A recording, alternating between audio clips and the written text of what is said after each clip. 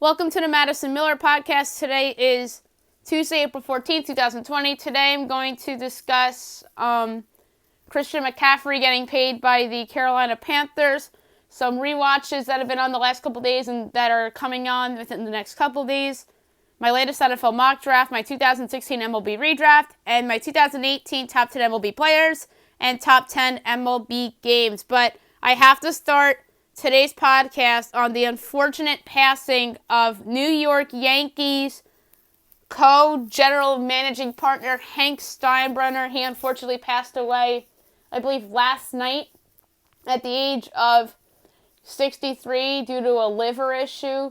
That's just very unfortunate. There were some people that were thinking that he had the coronavirus, but he did not. He passed due to a liver issue that he's been dealing with for quite a while. My condolences go out to the Steinbrenner family and the New York Yankees organization. Hank was somebody that was a lot like his father, George. Had a big personality, would always push for things. Was always like the cheerleader of the Steinbrenner siblings, and he would be very like, if the Red Sox would be like Red Sox Nation, he would be like Yankee Universe. Like he was always like into the rivalry a little bit, and he was just a really fun guy and had a good personality. He was a big part of the Yankees this past decade and how they rebuilt themselves after having that team that won the World Series, and that team got older. Derek Jeter retired. Then they went into a little bit of a rebuild. And although they would never admit it themselves, they had a lot of aging guys, Alex Rodriguez, Mark Teixeira, and they did have a big free agent year in the 13-14 before that season, but they obviously won 84 games and did not make the postseason. And only one guy remains on the team of those guys they signed in that season was Masahiro Tanaka, who's a free agent after the year.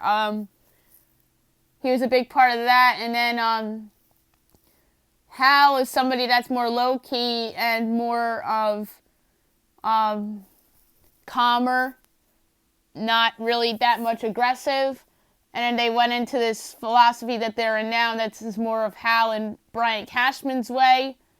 Although I think it's more Hal. And then Brian Cashman was the guy that pushed for the 2016 sell-off and got approval from Hank and Hal. And I think Hank and Brian Cashman were a big part of convincing Hal to go after Garrett Cole and sign him, which I still think is the best signing of the offseason this past year. It's not even close in my mind. The Yankees needed that ace-caliber pitcher, and they landed him with Cole. And I think Hank was a big part of that. It really helped convince his brother Hal to be the big spenders they once were and go out and get the best free agent on the market. And they did so with Cole. And they did it in the year where they needed somebody from that position and did it. So I think the Yankees spent big at the right time with Garrett Cole. Hank, like I mentioned, was a big part of that, as well as Brian Cashman. So it was just a sad day in Yankee land as fans and the Steinbrenner family and the Yankees organization mourn the passing of Hank Steinbrenner at the age of 63. Now I want to talk about Christian McCaffrey of the Carolina Panthers getting paid. 4 years, $64 million extension. I believe this extension doesn't kick in until the 2021 season. But smart job on the Carolina Panthers for locking somebody up that they want to build around for the foreseeable future. There was some rumors that they could have traded him because Matt Rule's in there and he wants to start from scratch. And there's talk about them tanking for Trevor Lawrence. And trust me, if they traded away Christian McCaffrey, that would mean they're tanking for Trevor Lawrence. There are many people that alluded that they were doing that once they dealt away Trey Turner for Russell Okung. And I'm like, yeah, Trey Turner is a great player, but they trade away for somebody worse. But Russell Okung isn't bad. But to me, if they trade away Christian McCaffrey and didn't sign Teddy Bridgewater, that would have alluded that they were trying to tank for Trevor Lawrence. But they made that statement that they're not trying to do that today or yesterday when they decide to release that they are indeed paying arguably the best running back in the league right now, and Christian McCaffrey, who had an all-world season last year, it's funny because Jeff Burns came on my show before the season last year and predicted McCaffrey to win the MVP. And I thought he was a little crazy for that. But if the Panthers had won double-digit games, maybe he would have won the MVP over Lamar Jackson.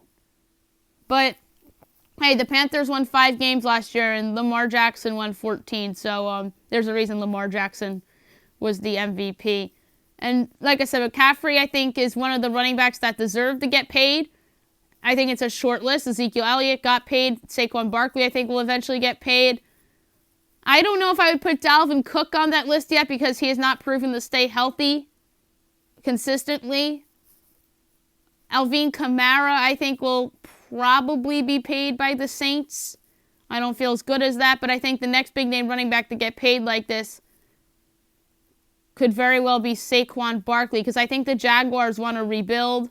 I think that Leonard Fournette could be traded this year. And I think the Giants with Daniel Jones in town, and they love Saquon Barkley. They picked him number 2 overall for a reason, just like the Cowboys picked Ezekiel Elliott number 4 overall for a reason. But at the time, they thought that Tony Romo was still going to be good. Like the Giants at the time still thought that Eli Manning was still going to be good. But now they have 2 young quarterbacks that have both shown a lot since coming into the league in Dak Prescott and Daniel Jones. So I wouldn't consider those picks misses because of that they should have gone elsewhere with the pick like other people on the internet have suggested. And I do think that Christian McCaffrey deserved to get paid. And speaking of this running backs getting paid, Le'Veon Bell is somebody that has had injury issues in the past as well, and that's why I was kind of weary about the Jets paying him, but at the same time they needed somebody to help Sam Darnold develop as well. Now I want to talk about some games that were re-aired and will be re-airing within the next couple of days. Last night, Packers-Vikings. Brett Favre against his former team in 2009 from Minnesota. The Vikings won the game 30-23. Aaron Rodgers had his career high at the time in passing yards, although the Packers did not win that game. Their defense just wasn't good. The Vikings defense sacked Aaron Rodgers 8 times in that game. Adrian Peterson had a good game that night, and Favre helped lead his team to a win over his former team. So that game's just memorable because it's Brett Favre against the Packers, and the Vikings won, and Rodgers was sacked 8 times. Tonight on ESPN, they're re-airing the game known as The Shot, heard round the world, which is obviously the Dodgers hosting the Athletics, the 1988 World Series, Game 6, Kirk Gibson. So that's obviously one of the best baseball games of all time. And that was the last time the Dodgers had won the championship. And then on, I believe, Thursday night, they're re-airing 2009 NBA Finals Game 5 and 2010 NBA Finals Game 7. Game 7 of 2010 has been on a lot already since this whole thing's happened, though it is one of the better NBA games over the last 15 years or so because it's Celtics-Lakers, Kobe Bryant's involved. And Kobe Bryant's also involved in 2009 Game 5, which he won the Finals MVP that year. I remember Derek Fisher hit a big shot in Game 4 of that series. Orlando only won Game 3 in that series. That Orlando team was very good, led by, obviously, Dwight Howard. They had Tadu Herkulu at the time, I believe. Rashad Lewis. They had some nice players on that team. I believe J.J. Redick was there. So they had some pieces on that team. And they upset LeBron and the Cavaliers, even though LeBron obviously hit a buzzer beater in Game 2 to tie up that series at 1. But that was big that Orlando stole Game 1 of that series. Maybe they don't win that series if they don't steal Game 1. And obviously LeBron didn't have his best series against the Magic that year, although he hit that big shot at the time to even that series up at 1 apiece. But some people would argue that Magic team was a fluke and LeBron wasn't good in that series and the Cavs should have been in that finals. I disagree. Dwight Howard was a darn good player in his prime. This was the peak of Dwight Howard's powers. He carried that Magic team to the finals. He arguably had more around him at the time than LeBron James had around at the time, although LeBron was obviously a better player than Howard. Although I think Howard at the time was the second best player in the NBA. Maybe third if you consider LeBron too. Maybe Kobe Bryant was probably the best player in the league at the time. So, Howard was the top 3 player in the league at the time, and he really helped that Magic team, coached by Stan Van Gundy, to the NBA Finals. So that Magic team, obviously, 2010, they lost to the Celtics in the conference finals. So they could have conceivably gone to back-to-back finals. Celtics, I think, were up 3-0 in that series. Orlando won 2 games to make it interesting. And then Boston wound up winning Game 6 to go to the finals to have a rematch with the Lakers. And then 2011, Orlando underachieved. I believe they lost, I want to say, in the first round against the Hawks. They got upset by the Hawks, who had Al Horford and Josh Smith at the time and Jeff Teague. That Hawks team was kind of fluky, but they weren't a bad team per se. They were coached by Larry Drew, but the best player in that series was Howard, and that was a bad playoff loss for Howard in the Magic as they lost to that Hawks team. And that Hawks team took the Derrick Rose Bulls to 6, and the Bulls advanced to play the Heat. And in 2012, Howard got hurt, and that was when all the rumors came out that he was going to opt out and leave as a free agent. So that team was very distracted, and then Howard got injured. And then Orlando ends up being the 5 seed, and they played Indiana. Or no, they were the 6 seed. They had a big drop-off.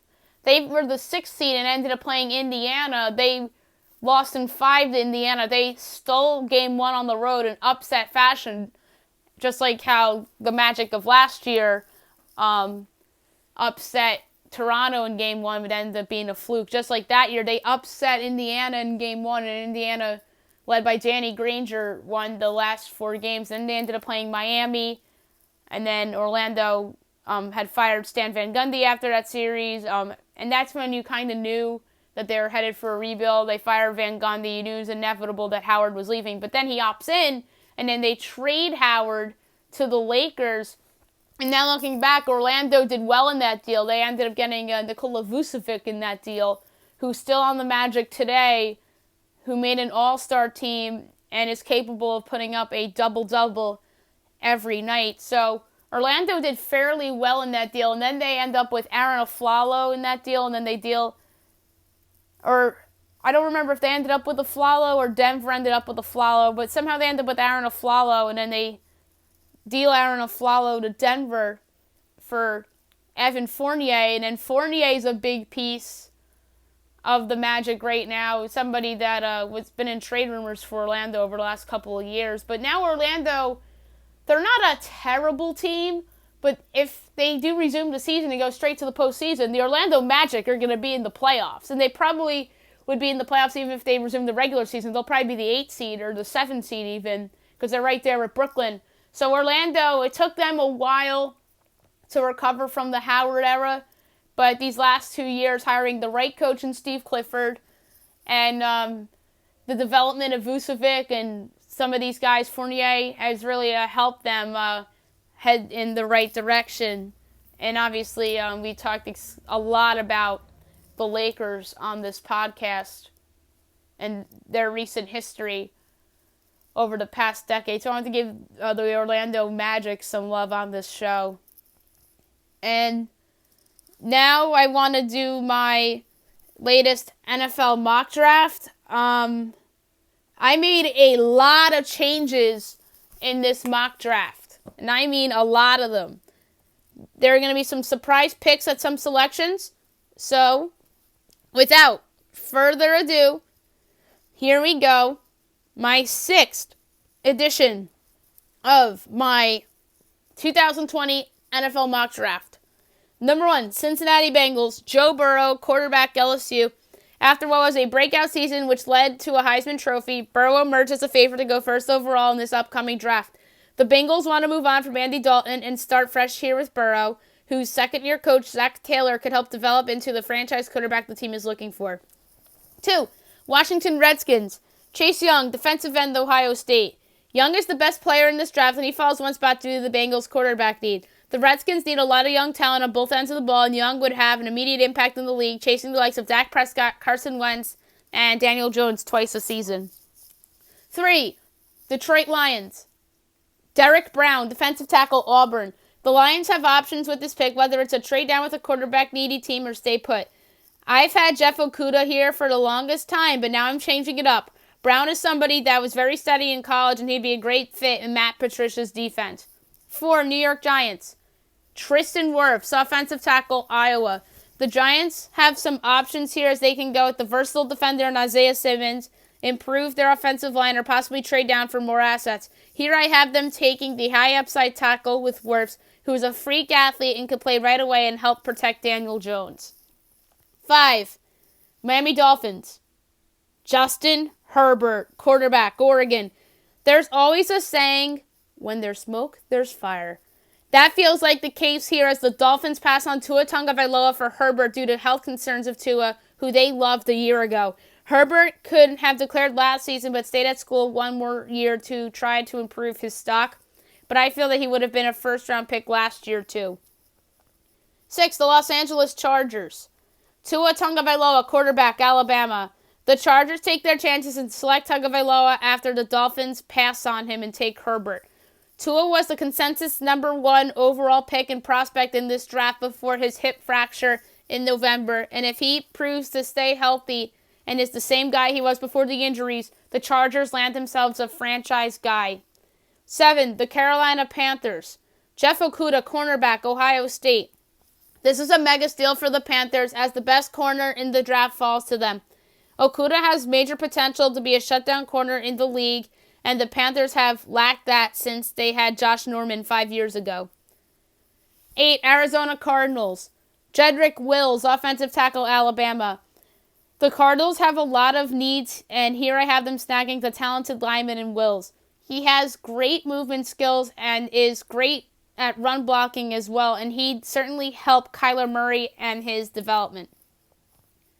9. Jacksonville Jaguars. Mekhi Becton, offensive tackle, Louisville. The Jaguars have options here at this pick and are a wild card in this draft. Here I have them taking Becton, who has high upside and has good movement skills and athleticism, but does have some flaws with his technique. 10. Cleveland Browns. Isaiah Simmons, defensive back, linebacker, Clemson. The Browns are doing backflips as Simmons falls to them despite the team's need for an offensive tackle. Simmons can play literally anywhere on the defensive side of the ball and can play multiple positions very well. 11. New York Jets. CeeDee Lamb, wide receiver, Oklahoma. The Jets have their choice of wideouts to choose from, assuming that's where they go with this selection. Lamb is somebody that has high upside with great hands, body control, and is a solid route runner, which will help Sam Darnold as his new top receiving target. 12. Las Vegas Raiders. Jerry Jeudy, wide receiver, Alabama. John Gruden is doing cartwheels as the best receiver in the draft falls to him. He's a fantastic route runner, and many folks have drawn comparisons to Calvin Johnson due to his tremendous upside. He'd certainly turn into Derek Carr's top option. 13. San Francisco 49ers from the Indianapolis Colts. Javon Kinlaw, defensive lineman, South Carolina.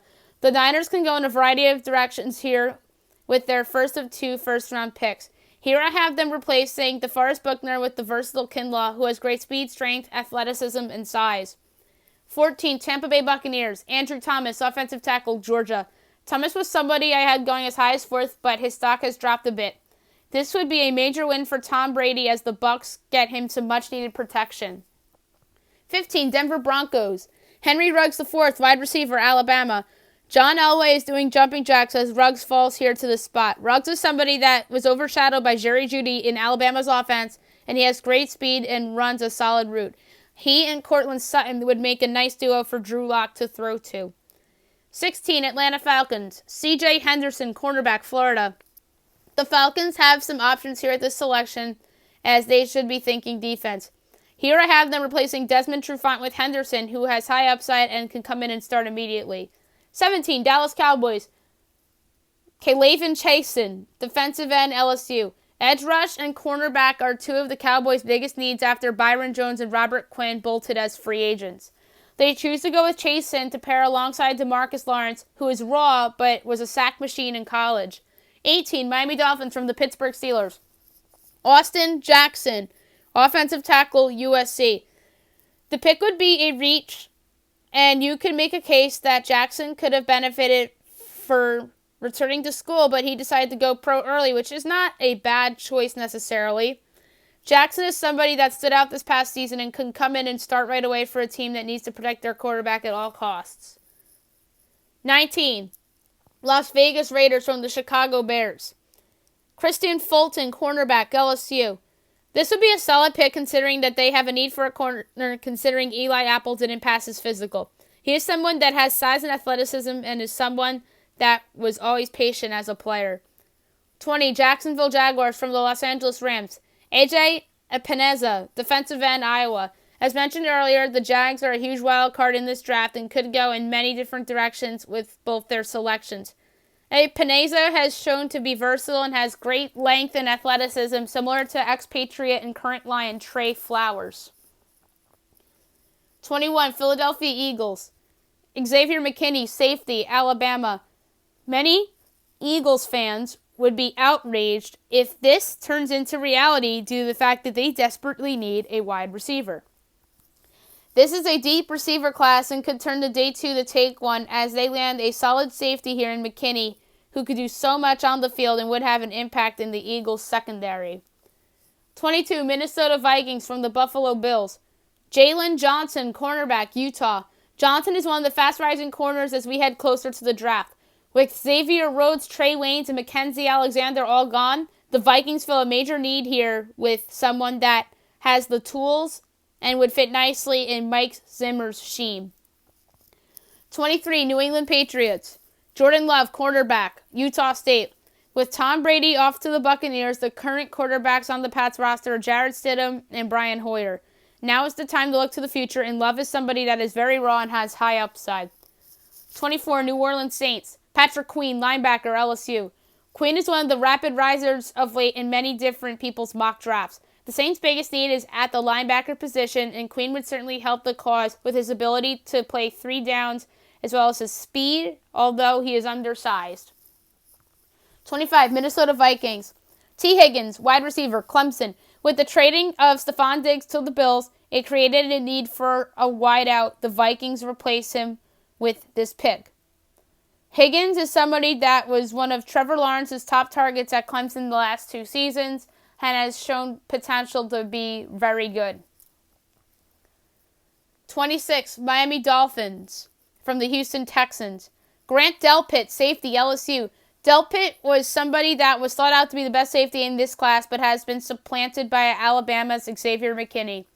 Delpit has the upside to be great, and the Dolphins certainly can use somebody like him in their secondary. 27, Seattle Seahawks. Yater Gross-Matos, defensive end, Penn State. Gross-Matos' stock has dropped after being projected to be in the top 15. The Seahawks have a pass rush need, assuming they don't bring back Jadeveon Clowney, and Gross-Matos would help the cause with his good length and speed. 28, Baltimore Ravens. Zach Baun, inside linebacker, Wisconsin. Baun is somebody that admitted today that he had tested positive for a diluted sample, which could hurt his draft stock. The Ravens have a need at the linebacker position, and Baun would be a nice fit with his athleticism to drop and cover. 29, Tennessee Titans. Urza Cleveland, offensive tackle, Boise State. Cleveland is someone that is a fast riser of late as the draft gets closer. The Titans have a need at tackle as Jack Conklin departed in free agency, and Cleveland is somebody that is built like a lineman that could succeed in the league. 30, Green Bay Packers. Jalen Reagor, wide receiver, TCU. The Packers have their choice of talented receivers to choose from, assuming this is the direction they go. Reagor is somebody that can come in and put up numbers with Aaron Rodgers throwing him passes. 31, San Francisco 49ers. Trayvon Diggs, cornerback, Alabama. Diggs falling this far would be a major steal here for the Niners, who have a need at the position. Diggs has shown physicality and imposing length to be a top corner on a team. 32, Kansas City Chiefs, A.J. Terrell, cornerback, Clemson. The Chiefs could go in numerous directions here, but I have them improving their secondary by selecting the Clemson product. Terrell is somebody who's big and physical and could be a starter for the reigning champions after some free agency departures. Now I'm going to do my 2016 MLB redraft. I'm going to try to be quick here because I'm running low on time. I'm just going to say who the pick is and who they did pick, and the what-ifs revolving around the selection that I have in the redraft. Number 1, Philadelphia Phillies, Pete Alonso. He has proven to be the best player from this draft so far. Won the Rookie of the Year at the Mets. This is a what-if. Maybe this brings trade value for Rhys Hoskins.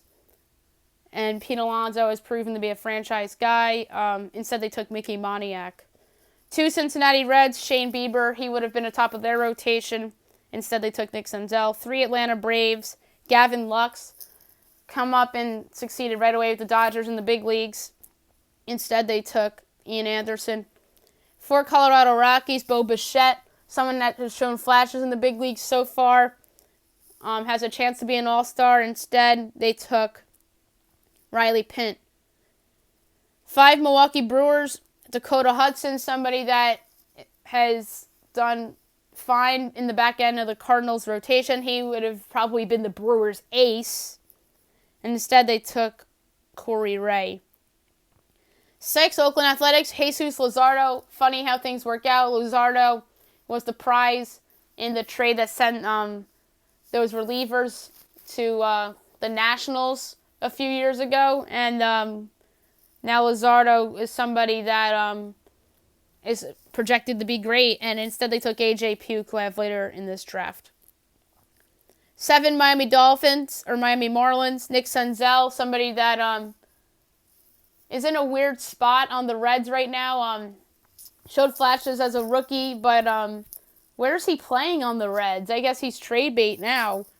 And he would have been a really good fit on the Marlins. Senzel could have played anywhere for them. Instead, they took Braxton Garrett. 8, San Diego Padres, Dylan Carlson. Carlson is somebody that is a highly rated prospect in the Cardinals system. Instead, they went with Cal Quantrill. 9, Detroit Tigers, Forrest Whitley, someone highly rated in the Astros system, despite having that drug suspension. Instead, they took Matt Manning, who I'll get to in a couple picks. 10, the White Sox, Carter Kieboom, someone the Nationals are very high on, someone that's probably going to be playing for them this season, assuming they have a season. Instead, they took Zach Collins. 11, Seattle Mariners, Dustin May, someone that showed promise as a rookie with the Dodgers. Could have been a nice piece for the Mariners. Instead, they went with Kyle Lewis. 12, Red Sox, Matt Manning, somebody who went 9 to the Tigers. The Tigers are very high on this kid. Instead, they took Jason Groom. 13, Tampa Bay Rays, Alex Kirilloff, someone that the Twins are very high on in their pretty deep field of outfielders in their system. Instead, the Rays took Josh Lau, who is not a bad prospect. 14, Cleveland Indians, Sean Murphy, somebody that is going to be the Athletics catcher of the future. I know the Indians are deep at that spot in their farm system. They have Bo Naylor there, but maybe Naylor becomes trade bait. And instead, the Indians took a bust in Will Benson. 15, Minnesota Twins, Ian Anderson with Kirilloff off the board. They go with Anderson, who drops to 15. The Braves are still high on this kid. 16, the Los Angeles Angels, Nolan Jones, someone who the Indians stole in the second round. He's a middle infield or a corner infielder that I think can come in and have success right away. Instead, the Angels took Matt Thaiss.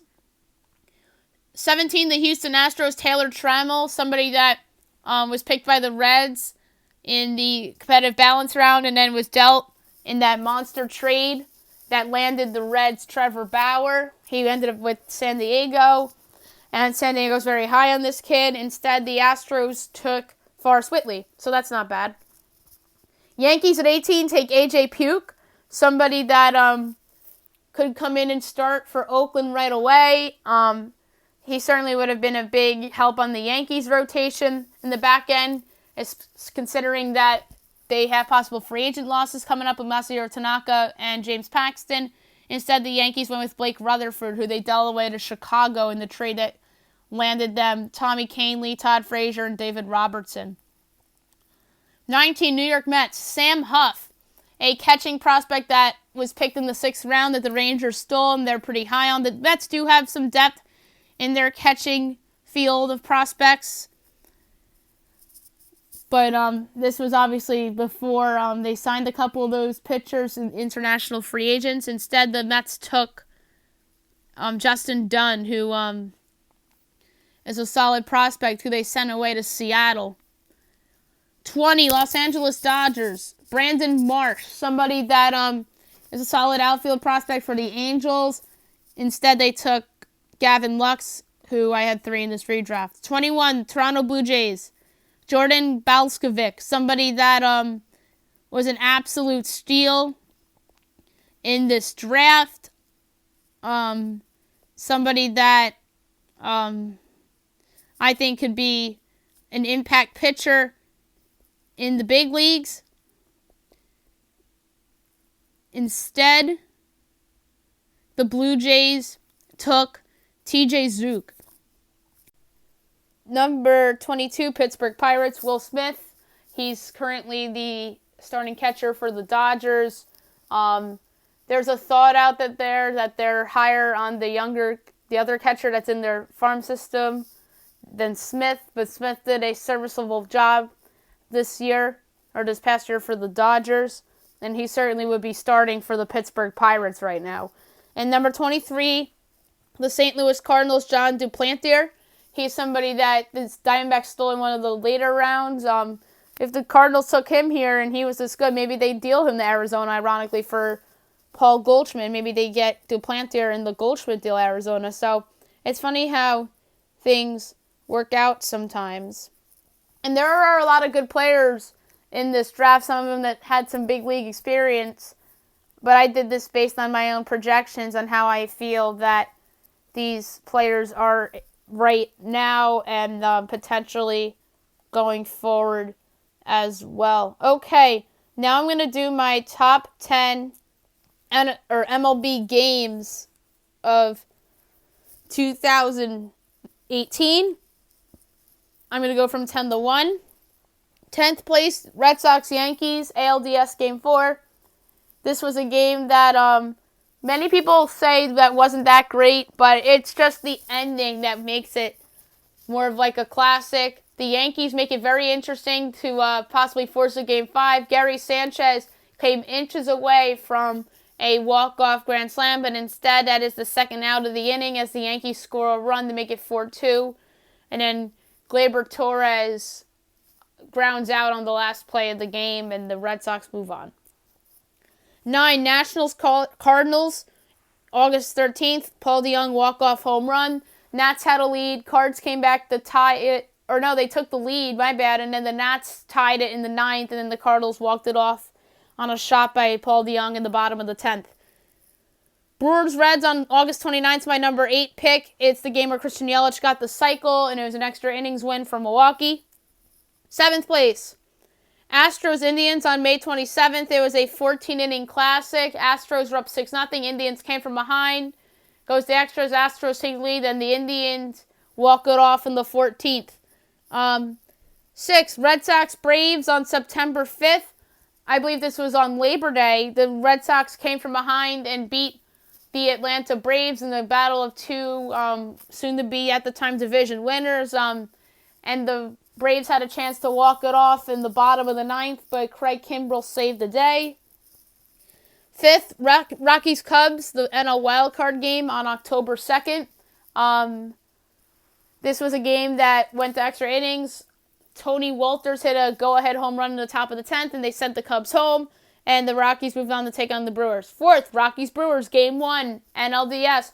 Walk-off single by Mike Moustakas to give the Brewers a 3-2 win as they wound up sweeping that series. Third, Nationals-Cubs, August 12th. Walk-off grand slam, David Bote on Sunday Night Baseball. The Nationals were up 3-0. Max Scherzer pitched in that game. And then the bullpen blew it. And Bote hits a ball to deep center field and over the wall.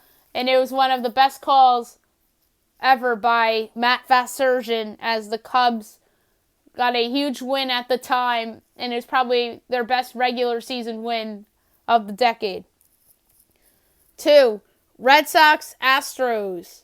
2018 ALCS Game 4. This game ended on a brilliant catch by Andrew Benintendi to perhaps save the series for the Red Sox, because you could argue if that ball drops, the Astros probably tie the game, win the game, and probably win that series in 6 games, maybe 7.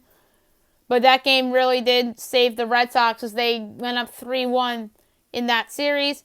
And number 1, Red Sox-Dodgers 2018 World Series Game 3, 18-inning classic. Walk-off homer by Cody Bellinger. That was the lone game the Dodgers had won in that series. But because it was a World Series and the stakes and the Dodgers had the win and all that is what gives that game the number 1 spot of my top 10 MLB games of 2018. And now I'm going to do my top 10 MLB players of 2018. I have honorable mentions: Alex Bregman, Aaron Judge, Giancarlo Stanton, Bryce Harper, Manny Machado. And now, without further ado, here are my top 10 MLB players of 2018. 9th, Jose Altuve, Houston Astros. Top 5 in batting again, as he helped carry the Astros to the ALCS in his encore season after he won the 2017 AL MVP. 9th, Ronald Acuna Jr., Atlanta Braves. He really hit the ball off the tear in his rookie season, running away with the NL Rookie of the Year award, helping lead the Braves to a division title. 9th, Mike Trout, Los Angeles Angels. He's this low because A, the Angels didn't make the playoffs, and B, Mike Trout was injured throughout that season. But when he was healthy, still proved to be one of the better players in the game. 7, Blake Snell, Tampa Bay Rays, the AL Cy Young winner that season, helping lead a resurgence for the Rays, which provided great optimism going into 2019, in which they made the playoffs in that year. 8th, Max Scherzer, Washington Nationals. Didn't win the National League Cy Young, but was dominant for the Nats, as he always is. 5th place, Justin Verlander, Houston Astros. Probably should have won the Cy Young that year. Dominant strikeout numbers and really helped the Astros go to the ALCS yet again. 4, Jacob deGrom, New York Mets. An absolute dominant season, which led him to his first of back-to-back Cy Youngs. 3, J.D. Martinez, Boston Red Sox. The best acquisition of that offseason was J.D. Martinez of the entire league, helping the Red Sox to their 4th World Series championship this century. 2nd, Christian Yelich, Milwaukee Brewers. Helped lead the Brewers to a division title and winning the National League MVP in doing so. Had the cycle in Cincinnati. And really, this was his coming out party to prove himself as one of the best players in the game. And number 1, Mookie Betts, Boston Red Sox, the winner of the 2018 AL MVP, helping lead the Red Sox to their World Series championship in 2018, as well as Martinez. That's it for today's show. We'll be back tomorrow with the latest coronavirus news and anything else in the world of sports and pop culture. I'll do another NFL mock draft tomorrow, but it's going to be what they should do instead of what I think they will do at the time. So that should be very fun. And obviously I'm going to compare the draft and how it plays out to what they should do and see how I do with that. So that should be a lot of fun. I'm going to do my 2016 NBA redraft, my top 10 players of the NBA and games of the NBA in the calendar year 2018 as well. I hope you guys have a great day, everyone.